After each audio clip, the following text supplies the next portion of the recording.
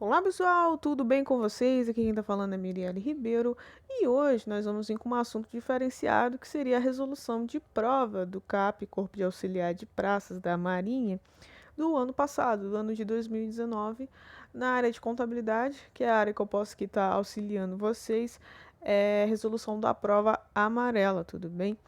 Bom, antes da gente começar a resolução, tenho dois avisos aqui para vocês, né? Um primeiro não é nenhum aviso, mas é uma parabenização, né? As pessoas que passaram e que elas já vão estar em concentração lá no CIA no dia 10 aí de agosto, bem pertinho. Então, queria desejar felicitações, meus parabéns. E quem não conseguiu aí obter êxito, ficou de reserva como eu, vamos estudar um pouco mais. Que Deus quiser, essa prova aí vai vindo aí ainda esse ano de 2020 e aí a gente vai conseguindo aí pegar a nossa vaga, beleza? Bom, o outro que seria realmente um aviso era que se você está aqui comigo nesse momento de resolução, eu aconselho você estar com a sua prova em mãos. Eu sei que a gente não conseguiu levar aí a prova para casa, muito menos eu, mas você pode estar baixando ela aí no site da Marinha em PDF. Ou você pode estar pegando esse PDF, né, e ticando já de modo virtual, ou você pode estar aqui com a gente de modo físico, né? Você faz a impressão e faz aí de modo físico mesmo. E você fica junto do seu gabarito, porque eu sei que você trouxe o gabarito para casa, tudo bem? Então, esse aí que era o que podia, né? Então, você fica junto com a sua provinha, com o seu gabarito, você vai vendo aí o que você errou e o que você acertou também. E vamos lá, já na primeira questão.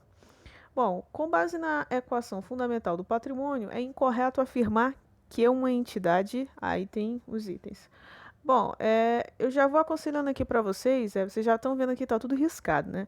Então, eu já vou aconselhando que você faça a mesma coisa na sua prova, não só agora, na resolução a posteriori, mas no momento mesmo da prova. Risca tudo mesmo, bota lá as partes que são importantes, ticadas, porque vai ser importante para você, quando for reler a questão, você não entendeu muito bem, sei lá, às vezes você está lendo ali os itens e nem lembra mais o que a questão está solicitando. Se é o item errado, se é o item correto. Então você já tica aí e você já sabe o que? O assunto principal, que no caso aqui é a equação fundamental do patrimônio, ativo igual a passivo mais PL. Enfim, também tem outras fórmulas aí, né? E também você já coloca se ele quer o item correto ou o item errado, beleza? Porque aí quando você voltar pro enunciado, você não vai se perder, enfim. Nesse momento aqui, todo minuto, todo segundo conta, beleza? Então vamos lá, letra A.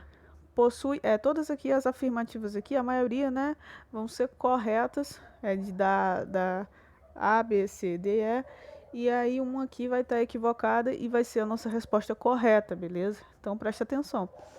Possui passivo a descoberto quando o ativo é igual ao passivo menos a situação líquida. Então o que a gente vai fazer? Escreve a fórmula, não poupa, não deixa a folha bonitinha, branquinha, não. Sai da questão deixando a prova toda rabiscada mesmo. Então você já escreve mesmo aí a equação da primeira aí, né, que é a alternativa A, e o que ele falou? Que o ativo é igual ao passivo menos o PL. Beleza, e o que ele disse aqui? Que essa equação é o passivo a descoberto. O que seria o passivo a descoberto? É aquele passivo que as minhas obrigações elas são maiores do que os recursos disponíveis, do que as aplicações, tudo bem? Então as minhas origens elas são aí maiores do que as minhas aplicações.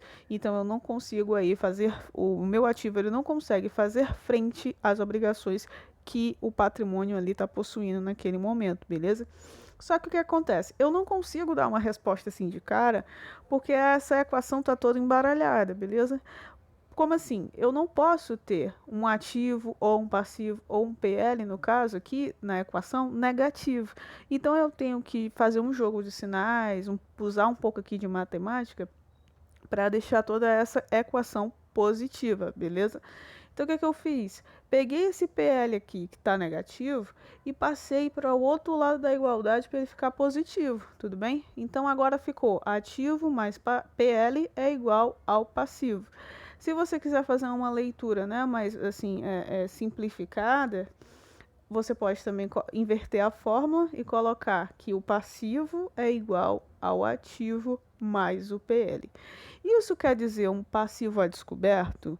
Sim, isso quer dizer um passivo a descoberto. Por quê? Como eu falei, nem o meu ativo e nem o meu PL juntos conseguem fazer frente às obrigações que eu possuo. Então, essa alternativa aqui, letra A, está correta, não é a que a resposta que a gente está procurando, porque a gente quer a incorreta, beleza? Letra A, desculpa, letra B.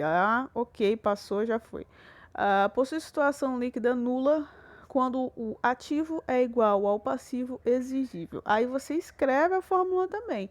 Olha só, o que é que ele falou? O ativo é igual ao passivo e isso, na conceituação aqui da questão, quer dizer que é um PL nulo. Isso está correto? Um PL zerado. Isso está correto? Isso é uma situação líquida nula?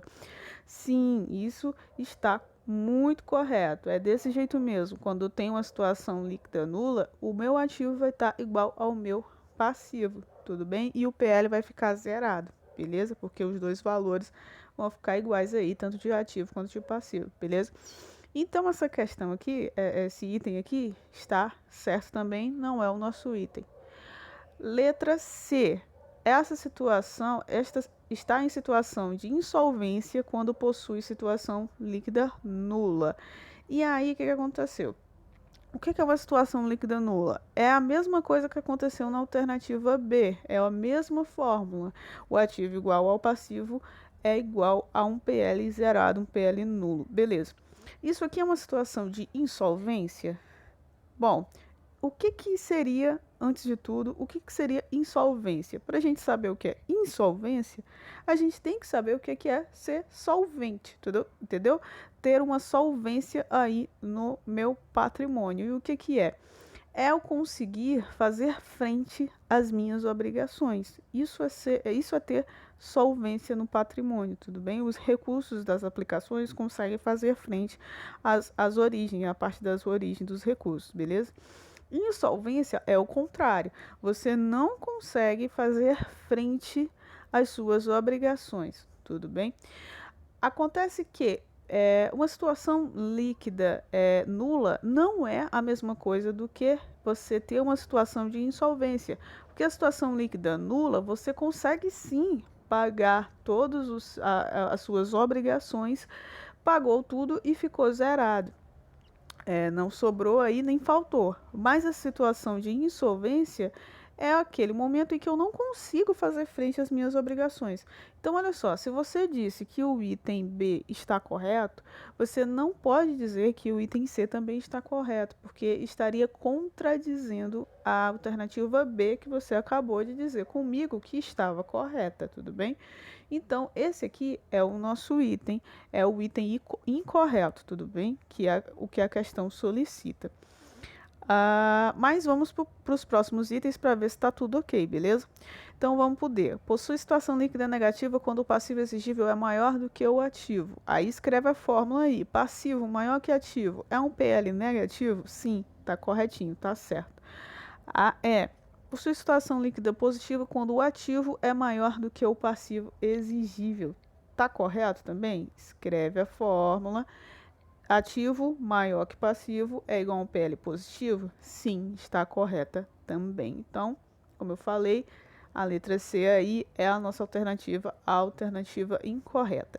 Para você estar acertando essa questão, o que você precisaria estar sabendo aí? O que é um passivo a descoberto? Que é aquele passivo onde ele é maior do que as aplicações que eu tenho.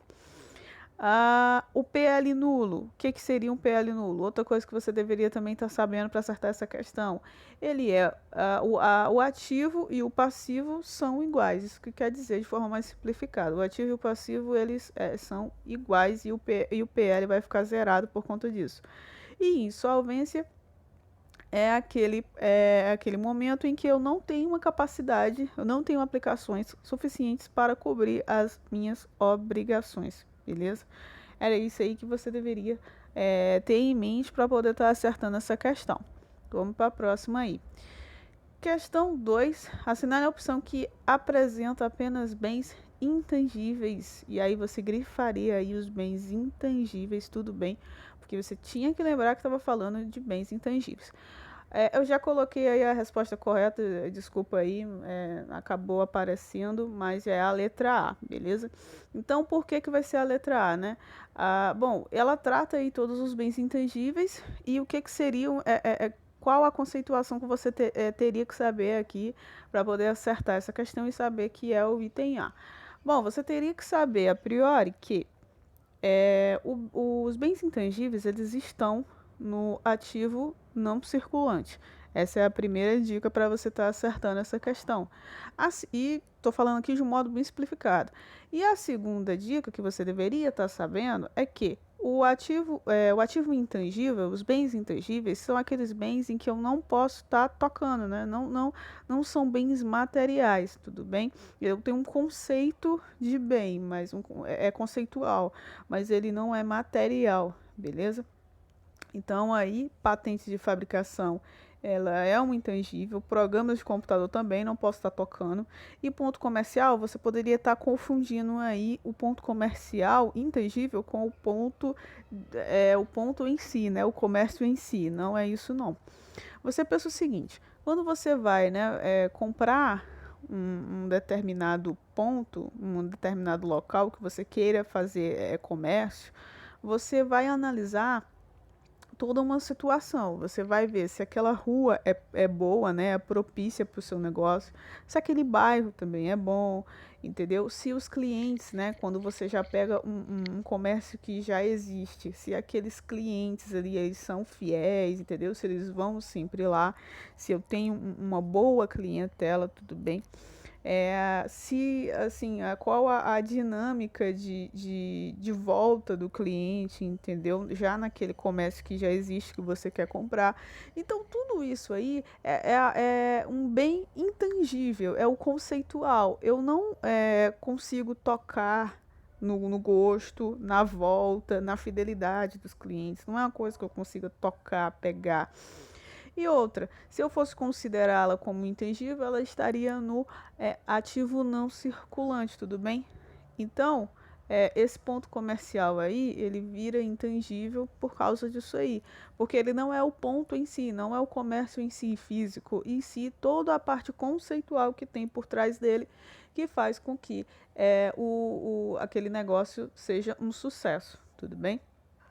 Letra B aí para a gente ver que elas realmente estão equivocadas, porque ele queria a opção correta, né? Então, letra B.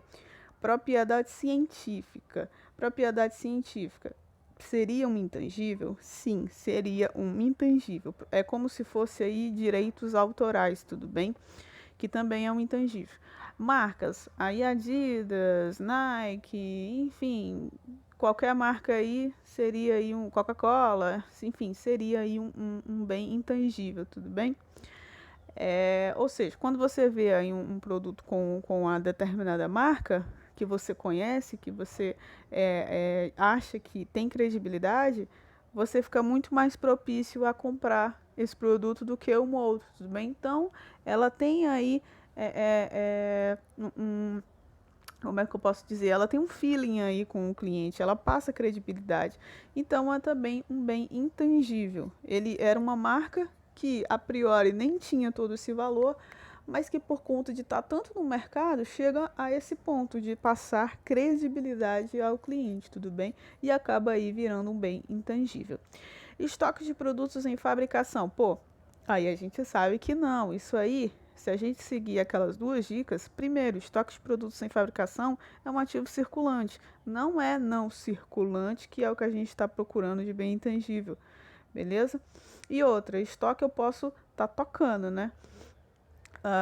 Letra C, propriedade científica. A gente já viu que ela é sim um bem intangível. E marcas também, a gente acabou de falar. E dinheiro. Dinheiro aí, não é um bem intangível, ele é tangível, beleza? Eu posso estar tocando nos recursos, beleza? A ponto comercial, a gente acabou de falar que sim, é um intangível, que ele não está falando aqui do ponto em si, o ponto físico, e sim da parte conceitual do comércio, do que ele vem trazendo de modo conceitual. Terrenos, pô, terrenos é uma parte aí física, né? É um bem tangível, apesar de ele estar também no ativo não circulante, tudo bem? Eu não posso seguir só uma das dicas, eu tenho que seguir as duas, beleza? Programas de computador, a gente já viu que é bem intangível. Patentes de fabricação, intangível. Programas de computador, intangível. E edificações, aí não. Aí é um bem que eu corpóreo que eu posso estar tocando, tudo bem? Apesar, como eu falei, de também estar no ativo não circulante. Então, você tem que seguir aí as duas dicas, beleza? Para poder estar acertando essa questão. Próxima questão. Em 31 de 12 de 2018, o capital social da Companhia Delta era formado por 10 mil ações ordinárias e a empresa possuía 1.500 ações em tesouraria. Sabendo que em 31 de 12 de 2018 a empresa distribuiu R$ 35 por ação, é correto afirmar que o seu lucro líquido apurado foi de... E aí, coloquei aí já que é 297.500. Mas como é que você chega a esse resultado? Bom, a priori, você teria que saber o quê? O que é, né, uma ação em tesouraria? As ações ordinárias, vocês sabem que são aquelas ações ali que são negociadas no mercado, com direito a voto. Então, as ações em tesouraria, elas são aquelas ações que nunca foram emitidas, tudo bem? Ela pode ser desse tipo. E também pode ser ações que foram recompradas do mercado. A empresa ela tinha vendido, essa outra empresa que comprou, ela estava vendendo essas ações. Então a empresa original que possuía aquelas ações, ela recompra a ação, beleza? Então isso aí seria ações em tesouraria. Isso aqui você precisaria saber para estar acertando a questão na prova. Essas ações que são recompradas, elas não podem ser negociadas novamente, tudo bem? Assim, a um primeiro momento, tudo bem? Não pode negociar as próprias ações. Bom, o que ocorre? Você tinha que estar sabendo essa parte aqui, especificamente essa parte, obrigatoriamente? Bom, era bom saber, mas se você não soubesse, você também podia matar a questão sabendo que ações de tesouraria é uma conta de PL, é uma conta de patrimônio líquido. Mas especificamente o que você tinha que saber? Que ela era uma conta de PL que é retificadora. Então, você sabendo disso, que ela é uma conta retificadora, você conseguiria estar aí acertando essa questão em prova. Porque você ia fazer o quê? Pegar essas 10 mil ações, diminuir dessas ações de tesouraria, que, como eu falei, é retificadora, deu 8.500 ações, você pegava esse restante, multiplicava pelo valor da ação, que no caso aqui é R$ 35, e aí conseguiria achar aí o valor da alternativa B, tudo bem? Passando aqui para a próxima, sobre as características das fundações, assinale a opção correta. Então, ele quer aqui a alternativa correta, mas o que aconteceu? Essa questão foi anulada, tudo bem? Achei uma questão aí, uma temática da questão muito infeliz sobre fundações, porque ela tem assim muita diferenciação de opinião. Tem três correntes relacionadas a fundações no tocante à personalidade jurídica. Então, tem uma que é mais seguida, né? Uma tese que ela é mais assim seguida pela doutrina, pelos juristas, tudo bem. Mas achei muito infeliz por causa disso, porque ela foi uma questão anulada que poderia ter sido uma questão muito boa, mas acabou tendo um erro aqui, outro ali, que deixou ela anulada, beleza? Então vamos lá, a letra A aqui. Ele quer saber o que é aqui uma fundação, né? Qual das alternativas é uma característica da fundação. Então, ele na letra A fala que elas se originam da junção de dois ou mais entes federativos para a gestão associada de serviços públicos. Não. Tá tudo errado aqui, tá? Esse aqui seria o conceito, pelo que eu andei pesquisando, de consórcios públicos, que eles detêm natureza jurídica de autarquia e é a criação de uma pessoa jurídica através de um ajuste celebrado entre entes federados, justamente para se ter uma gestão associada de serviços públicos, beleza? Então, essa alternativa aqui não estaria correta. Letra B. Tem personalidade jurídica de direito privado, sendo seu capital inteiramente público. Bom, aqui a gente deveria saber que as fundações, elas são de dois tipos. Elas podem ser fundações privadas, que é a essência de onde ela surgiu na história mesmo, e ela vai ter toda a sua, todos os seus ditames, tudo vai ser privado, tudo bem? Vai seguir o direito privado, beleza? E eu tenho também as fundações públicas, que dentro das fundações públicas, aí que está a grande confusão. Dentro das fundações públicas, eu tenho a fundação pública, que é pública, é bem redundante, mas é uma fundação pública, que é pública. Só que para não falar fundação pública, que é pública, os juristas falam que ela é uma fundação autárquica, tudo bem? Por que isso? Porque essa fundação pública autárquica, ela parece muito com uma autarquia. Então, por exemplo, aí se eu não me engano, a FUNAI, que ela é autárquica. Ela tem um nome de fundação, mas ela é autárquica e segue todos os ditames de uma autarquia, criação por lei, e aí ela já começa a funcionar logo de cara. Então, ela segue esses ditames aí de uma autarquia, apesar de ser uma fundação na sua essência, mas eles acabam seguindo todos os ditames de autarquia, então eles já são bem mais habituados, apesar do nome falar autarquia, tudo bem? Bom, e como eu falei, ela tem duas, né? A pública, ela tanto pode ser pública, que é autárquica, como pode ser pública privada, tudo bem?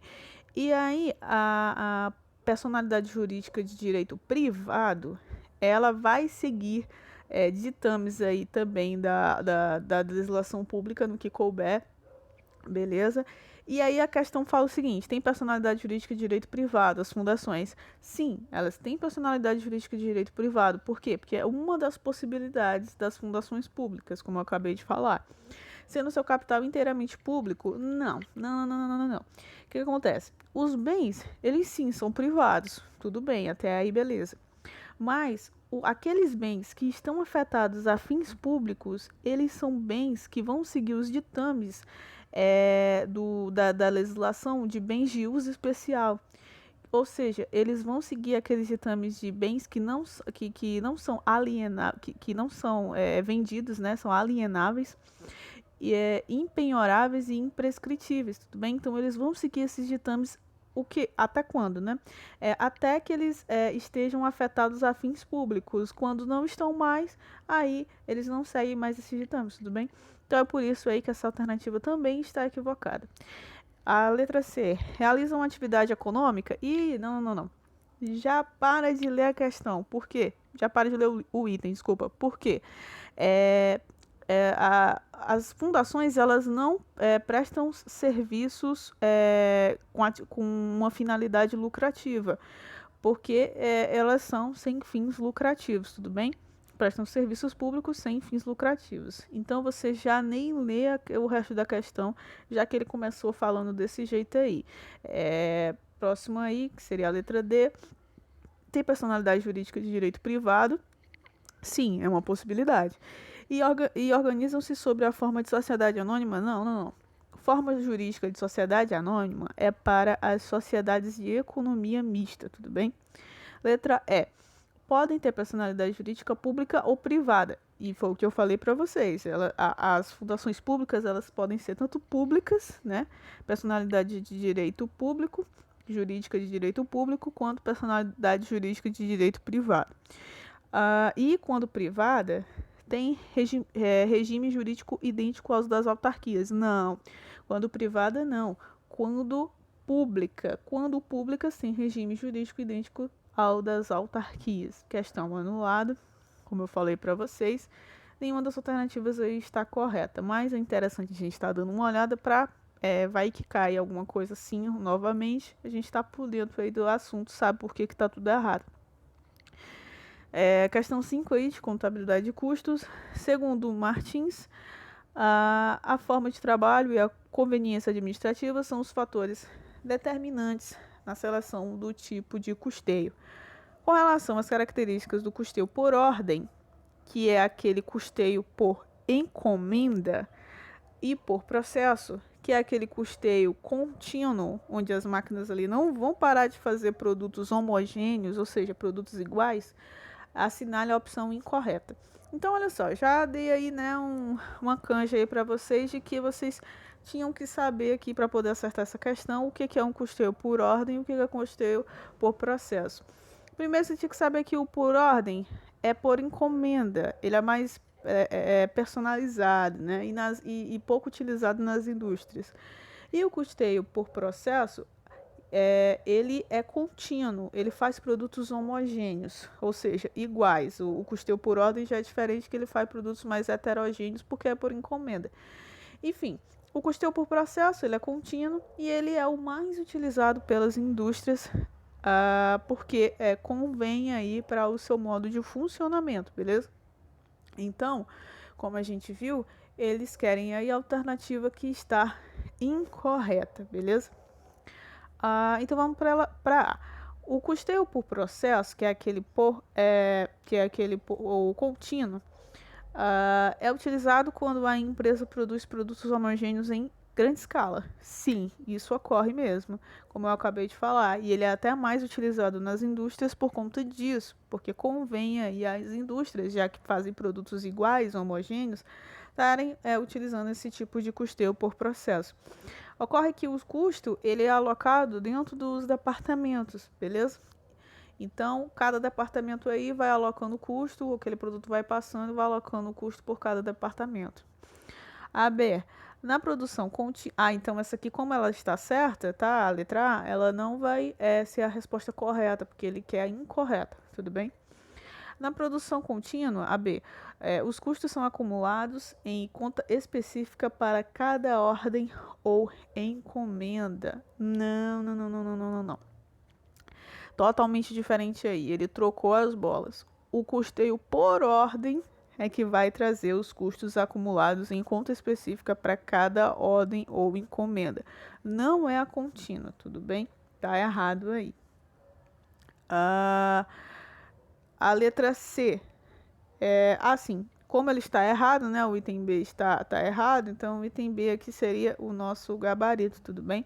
As outras aí estão corretas, beleza? Como eu falei, na produção contínua, os custos eles não são acumulados em conta específica por uma ordem, porque isso aqui é para o custeio por ordem, como o próprio nome já diz. Beleza? Ele aloca os custos nos produtos com base nos departamentos que ele passou. Letra C. Vamos ver mesmo se as outras questões estão corretas, porque aqui ele queria a alternativa incorreta. Na produção por ordem, os custos são acumulados em contas de custos de produção do período, que são encerradas somente quando os produtos ficam prontos. Sim, isso está correto. Como eu falei, no custeio por ordem, eu tenho uma encomenda aí dos produtos. E as contas, né, que vão alocando os custos desses produtos que estão sendo elaborados, elas só vão ser fechadas no momento em que eu termino o produto, tudo bem? No momento que ele é um produto pronto, beleza? Então essa C aí está correta. Na produção por processo, quando a empresa tem produtos em elaboração, utiliza-se o equivalente de produção para apurar o custo médio por unidade. Sim, está correto também.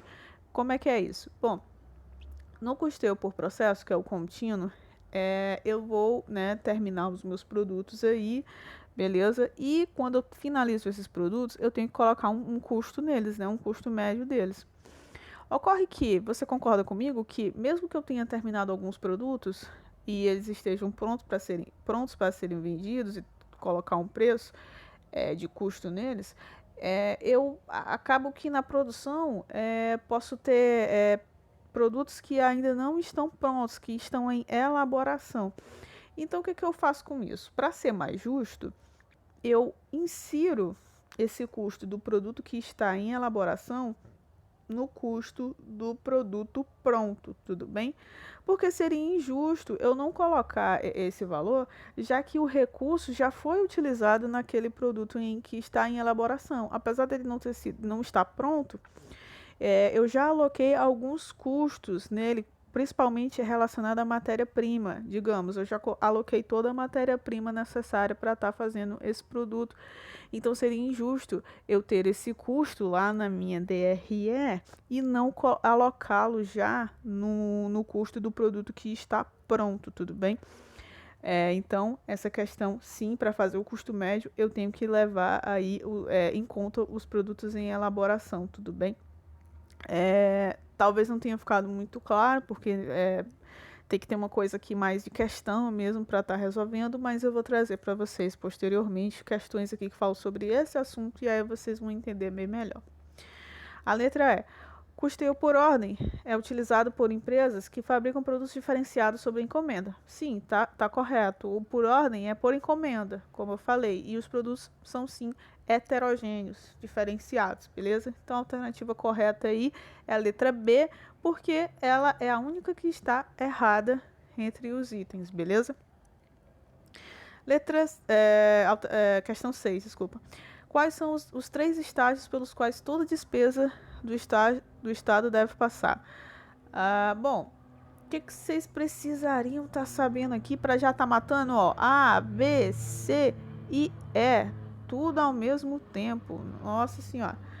O que você precisaria estar sabendo aqui para poder já estar tirando todos os itens e acertando essa questão aqui já, ó, com gabarito letra D. Não precisaria nem pensar muito não. Só ver aqui o primeiro item, que seria previsão, e aí você já sairia acertando a questão, passaria para outra assim rapidinho. O que você ia precisar saber? Os estágios da receita, além de saber também dos estágios da despesa.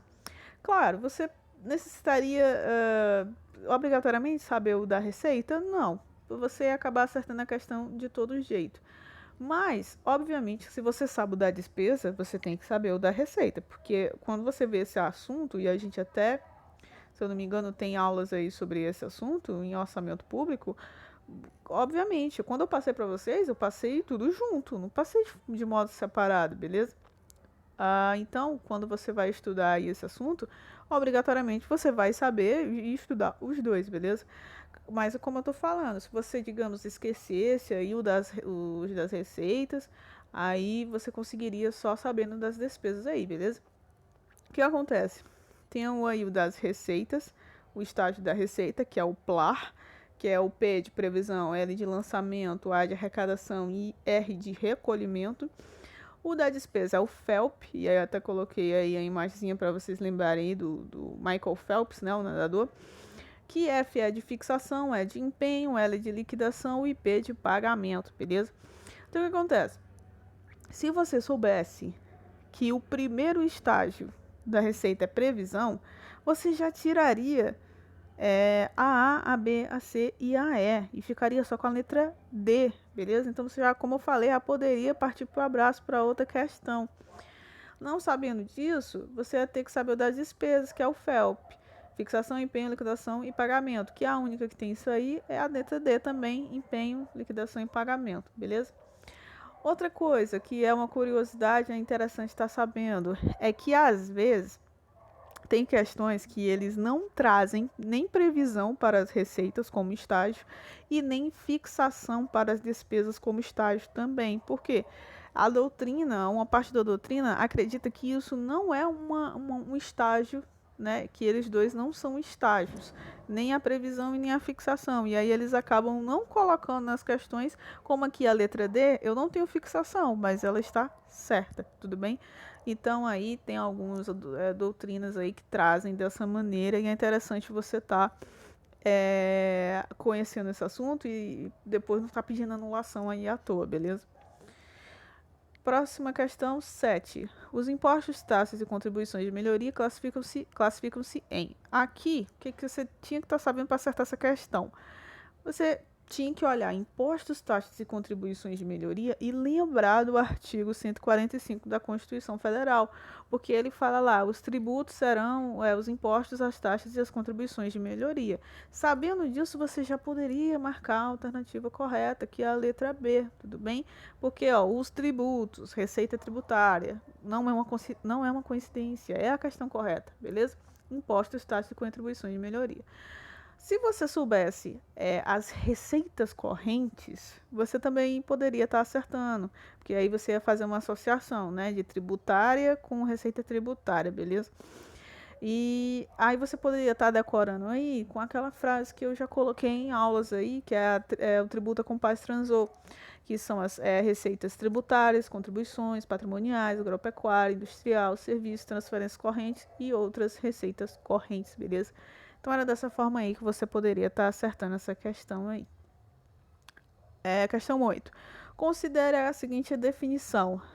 São pessoas jurídicas de direito público que integram a estrutura constitucional do Estado e têm poderes políticos e administrativos. Assinale a opção que apresenta o tipo de entidade definida acima. Bom, vamos começar de baixo para cima, tá? Pela letra E. Será que essa definição é de uma paraestatal? O que você primeiro tinha que lembrar aqui de estar grifando para poder estar matando essa questão? Essa parte aqui, tem poderes políticos e administrativos, principalmente a parte de tem poderes políticos. Vamos para a letra E. Paraestatal, ela tem um poder político? Bom, o que é uma paraestatal, né, a priori, né? Ela é do terceiro setor, tudo bem? E a paraestatal, ela vai ser aquele famoso sistema S, tá? Então, ela vai ser aí uma pessoa jurídica de direito privado. Se você grifasse tem poderes políticos, você poderia ir por esse lado. Por quê? O que quer dizer tem poderes políticos e administrativos? Quer dizer que ela mesma cria as próprias leis e se administra. Ela pode até se administrar, mas ela não tem aí a criação das suas próprias legislações e principalmente o que eu falei aqui, ela é uma pessoa jurídica de direito privado e a conceituação lá no início ele diz que são pessoas jurídicas de direito público. Então, a paraestatal aqui já não seria a nossa alternativa, tudo bem? Poderia ser letra D? Bom, gente, letra D é aquela questão assim impossível, né? Toda aquela alternativa impossível. Todas as questões, a maioria, elas vão ter aquelas alternativas assim que todo mundo vai ver que não é aquele item, entendeu? Então, a letra D aqui dessa questão seria esse item de que, pô, a gente está falando de pessoas de direito público, nada a ver com empresas privadas. É empresa empresarial, empresa privada, nada a ver, direito privado. Trabalha com as leis de direito privado. Então, esse item aqui você já poderia tirar de cara. Fundações, né? Essa é uma conceituação de fundação? Bom, não também, porque elas, claro, as fundações elas podem ser pessoas jurídicas de direito público, como a gente viu em outra questão, que são as fundações autárquicas, mas elas também podem ser pessoas jurídicas de direito privado, beleza? E elas não detêm poder político, elas têm aí algumas partes aí administrativas, mas elas não têm aí poderes de criar as suas próprias legislações, beleza? Poderia ser uma autarquia? Também não, porque ela é uma pessoa jurídica de direito público, sim, é a mesma coisa que está na conceituação de cima, mas ela não detém poder político. Tem aí administrativo, mas não tem poder político. Então a única alternativa que nos sobra é a alternativa A, beleza? Que são as sociedades, entidades estatais, beleza? Próxima questão, 9, questãozinha de estatística. O peso de 21 funcionários de uma empresa está distribuído segundo o quadro abaixo. Aí traz as classes, né? 60 a 65, 65 a 70, enfim, traz as classes aí de 1 a 6. Cada classe dessa, eu vou ter a faixa etária de peso e a quantidade de pessoas que se enquadram nessa faixa etária. Então, quantas pessoas tem de 60 a 65 quilos? 3. De 65 a 70, 5, enfim, e vai indo. E o que ele quer saber aqui? Ele quer saber qual é o peso médio dos funcionários, qual é a média de peso de todos os funcionários, beleza? Então, o que eu vou fazer? Para resolver essa questão, primeiro eu tenho que saber o ponto médio. O ponto médio, ele é o ponto do meio de uma classe. Ou seja, aqui na classe 1, qual é o ponto do meio dela? Então, eu tenho que saber isso aí. Depois de saber o ponto médio, eu teria que multiplicar o ponto médio pela quantidade de vezes que ele se repete. No caso aqui na primeira classe, como a gente vê, 3 pessoas se enquadram nessa faixa etária. Então, eu teria aí que multiplicar o ponto médio por esse valor aí de vezes, de quantidade de pessoas que se enquadram aí nessa classe. Posteriormente, eu teria que somar todos os resultados das classes, porque eu teria que fazer o ponto médio de cada classe, dar 1 a 6 e multiplicar esses valores pelos seus respectivos vezes, pelas respectivas vezes que elas ocorrem. E posteriormente, sabendo tudo isso, eu teria que somar todos os valores e dividi-los pela quantidade de funcionários existentes. No caso aqui, a questão já fala que é 21 funcionários, bem no início. Mas, se você pegasse essa parte do quadro aqui da direita, que é número de funcionários, FI, se você somasse o 3, 5, 6, 4, 2 e 1, daria 21 também, beleza? Então, aí eu coloquei aqui o cálculo aqui para vocês, ó. E a parte aqui, primeira aqui, vou até voltar aqui para não confundir. Essa parte aqui, primeira aqui, ó, peguei 60 mais 65, que é a primeira classe, dividido por 2. Então, o que eu fiz? Estou procurando aqui o ponto médio, porque é desse jeito que faz. Eu não falei que tinha que achar o ponto médio da classe, o ponto do meio. Então, beleza. Então, eu somo 60 mais 65, o resultado dividido por 2, e o resultado daqui eu vou multiplicar por 3, porque é o número de vezes que aquilo ocorre. E eu vou fazer isso em todas as classes, beleza? Dá 1 a 6. Fiz isso, aí vou pegar todos esses valores, e aí eu coloquei aqui a cor em vermelho, a correspondente, para vocês saberem os valores que deu, tudo bem? O de vermelho, o de laranja, amarelo, verde, azul, e aí eu acho que é um lilazinho aí, bem clarinho. Enfim, peguei todos esses resultados e vou fazer o quê? Somar todos eles. O resultado que der, eu divido por 21, porque é o total de pessoas aí, de funcionários aí que tem nessa empresa. E deu o quê? 72,5, que é o item B, tudo bem? É isso aí que você tinha que fazer nessa questão. Questão 10, última questão que a gente vai estar vendo aqui. O Sistema de Planejamento Integrado no Brasil, também conhecido por Processo de Planejamento Orçamento, consubstancia-se nos seguintes instrumentos. O que ele está querendo saber aqui, gente? Enfim, falou, mas o que ele quer saber? Quais são os instrumentos de planejamento do orçamento? É o que ele quer saber, tá? Então, quais são os instrumentos de planejamento do orçamento? É o plano de gestão fiscal? Gente, não é o plano de gestão fiscal, nem o plano de metas. Plano plurianual, PPA, sim, a gente já viu nas aulas de orçamento público que sim, ele é um instrumento de planejamento do orçamento. Então, essa está errada porque ele quer a correta. B, plano de investimento? Não, isso aí não. Plano plurianual? Sim, PPA é. Plano de metas? Não, isso aqui também está equivocado. Letra C, plano de gestão fiscal? Não. Plano de metas? Também não. LDO, Lei de Diretrizes Orçamentárias? Sim, LDO é um instrumento de planejamento do orçamento, como a gente já viu. A letra D, Lei de Diretrizes Orçamentárias? Sim, é a LDO. Plano de metas e plano de investimento? Não. Isso aqui não é um instrumento de planejamento do orçamento. Agora a letra E, tem que ser essa, né? PPA, LDO e LOA. Plano Plurianual, Lei de Diretrizes Orçamentárias e Lei de Orçamentos. É isso aqui? Tá certo, é isso aqui mesmo. A alternativa aqui é a E, beleza? Então, coloquei aqui as referências na tela. Tem aqui a primeira referência, é onde vocês vão encontrar aqui as provas, beleza? Essa prova amarela, no caso, que é a que eu estou fazendo com vocês. Se você gostou, por favor, deixa um like aqui para mim, se inscreva no canal, que é muito importante, porque é muito difícil estar fazendo aqui esse conteúdo para vocês. Pode parecer assim muito fácil aqui, né, para vocês estarem dando uma olhada e rápido, mas para fazer essas 10 questões e para colocar aqui tudo bonitinho para vocês é complicado. Eu tenho que estar editando aqui para estar aparecendo uma coisinha de cada vez, para não estar mostrando tudo misturado e vocês acabarem se confundindo, tudo bem? Então, por favor, só por esse meu esforço aí, deixa aquele like e se inscreva no canal, por favor. E queria estar agradecendo a vocês. Um forte abraço aí. Até a próxima. Tchau, tchau.